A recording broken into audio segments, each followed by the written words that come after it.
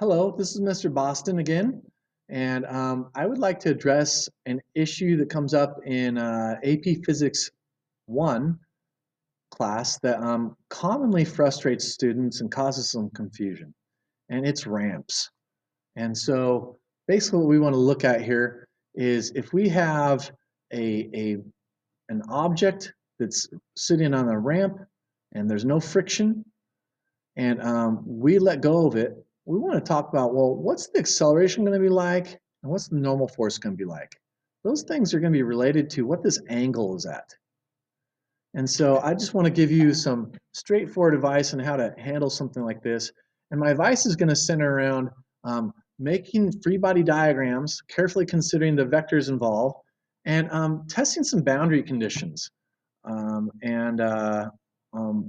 use that to try to make it a simple way to test it and not having to do a big old geometry proof every time we see a ramp. I think we can just test a boundary condition of this ramp at a vertical, at a 90-degree angle, and that will give us clarity whether this is sine or cosine we need to use. And that's a simple thing to test.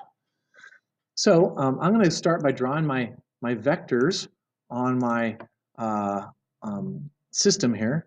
And so I know I have weight straight down. And I also know that weight is going to be pulling it into the ramp, but the ramp's not going to let this object fall through it. So I have a normal force pushing perpendicular to the surface like this. But I'm going to draw it up here. So it looks like this. I'm going to call that normal force N. And so one thing that's interesting is that I've chosen to skew my axes here. And I'm going to call this direction the perpendicular direction, and this the parallel direction. Okay. Instead of having my axes horizontal and vertical, I've skewed them to match my ramp.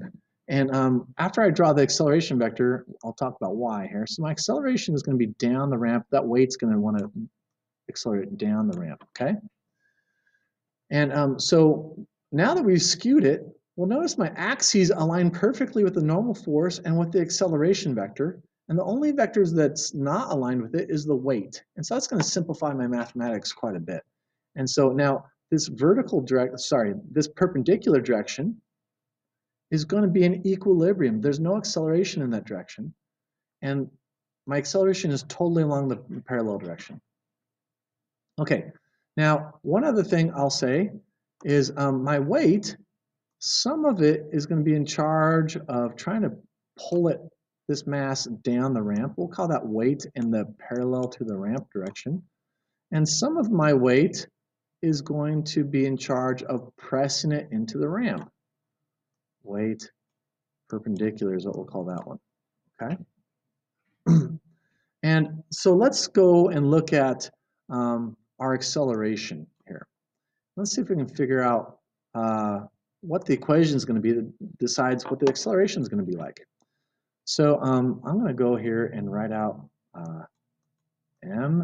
We'll call the acceleration direction the positive direction here. And what's the net force in this direction? Well, I'll talk about all the forces acting on my object and see which are pointing along the parallel direction.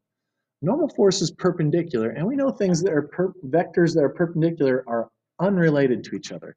So normal force has nothing to do with the parallel direction.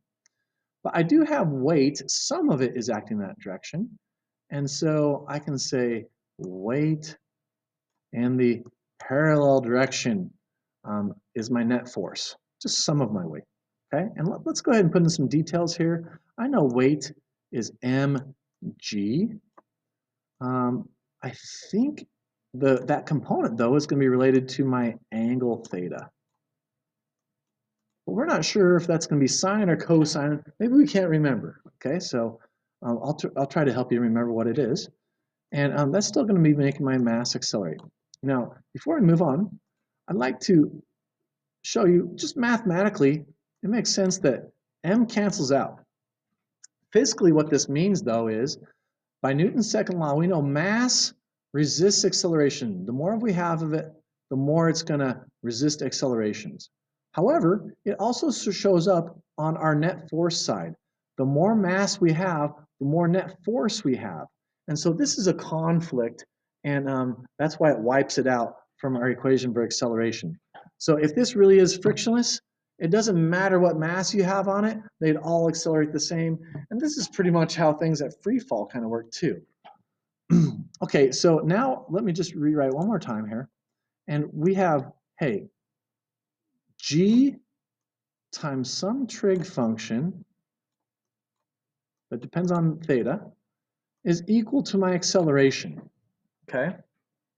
And so we need to think about here at this point, what would be an extreme case for this? And I tell my students all the time, if you're kind of not sure exactly about the logic, how something works, a good thinking process to do is to think about extreme cases, and that will clarify your thinking. So let's think about extreme case. If we took this ramp and we made it an extreme angle of 90 degrees, that would be pretty extreme. It's not looking much like a ramp anymore. It kind of looks more like a wall, okay? And we know if we put this block on this 90-degree ramp, okay, it would free fall down an acceleration that's equal to a g, right? So what is the sine or cosine function that you put in here that if this angle is equal to 90 degrees, that it's at a maximum? And so I have a unit circle drawn right here. And basically I've written out the sine and cosine functions here. And for some given angle, the opposite side is describing this little leg of the triangle that's created right here. And the adjacent side is describing this little leg of the right triangle that's made by this unit circle and this angle, okay? And this unit circle works so that the radius is always 1 for any point on this circle. And sine and cosine are just comparing this adjacent side and this opposite side to the hypotenuse. It's always 1, okay? And so when this angle goes up to 90 degrees, which is our extreme angle that I want you to test here, this green side's going to get, oops, maybe not that red color. As this dot right here goes up towards here, this green side's going to get bigger and bigger and bigger and bigger, and eventually it matches the hypotenuse, okay? So sine at its smallest angle of 0 degrees is going to output a 0, okay? But at its biggest, as it gets bigger and bigger towards 90 degrees, it's going to output a 1 and give you a maximum. Anywhere between here, we're talking about a fraction like 0.5 or 0.7 or whatever. And so we get a maximum at 90 degrees. And so that's what we want. We want the acceleration to be as fast as it possibly can be. We want it to be a free fall of a g there. So we need to use sine right here. And this is your equation for the acceleration along a ramp. Okay, now we're going to use a similar logic for the normal force. Okay, so our normal force is in the perpendicular direction. We know there's no acceleration here. It's in equilibrium in the perpendicular direction. All the acceleration is in the parallel direction. So I can cross out this MA thing, and basically that's going to set my net force equal to 0. This just means my tug of war of stuff, my forces in the positive direction must equal my forces in my negative direction along the perpendicular line here. So what's my positive forces? My normal force must be in balance with my weight that's perpendicular. Okay, we can do another line of detail here. I know weight is mg, but I bet that angle is important. And so we're going to say, hey, I think it's some kind of trig function, but I can't remember which one. It's related to this angle of our ramp, okay? Well, once again, we're going to take extremes to clarify our thinking really quickly, okay? So if I take this angle and make it really extreme by bringing it up to 90 degrees, how hard is this mass going to be pressing into the wall. That pressing into the ramp is the normal force. It would be pressing into it not at all. Okay, so as we go to bigger and bigger angles here, as this little line moves, this little dot moves up towards 90 degrees, my angle starts getting smaller and smaller. Oh, sorry, my adjacent side says getting smaller and smaller and smaller. And eventually it will go towards 0 when we get 90 degrees.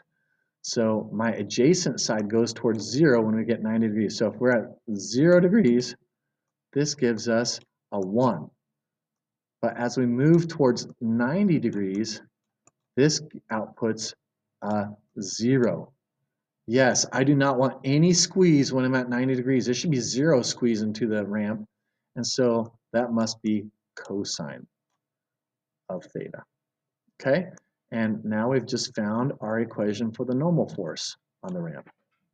So I hope this was helpful for you. We've came up with the equations for normal force on a ramp and the acceleration on a ramp. And think about the extreme case of a 90-degree ramp that looks more like a wall. It's not going to be pressing into the wall at all with 0 normal force, and it's going to be free falling down that wall at a g. Okay? Thank you, and I hope that was helpful.